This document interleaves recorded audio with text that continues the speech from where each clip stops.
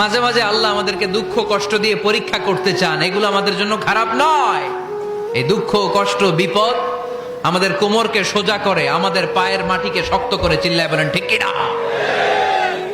প্রতিকূল পরিবেশে কিভাবে বাঁচতে হয় এই দুঃখ কষ্ট আমাদেরকে শিখায়। এজন্য মুমিন বান্দার বৈশিষ্ট্য হচ্ছে দুঃখ কষ্ট বেদনা জ্বালা এগুলোতে সে আপসেট হয় না, সে হাল ছেড়ে দেয় না, সে ভরসা রাখে একজনের উপর। চিল্লায় বলতে হবে তিনি কে?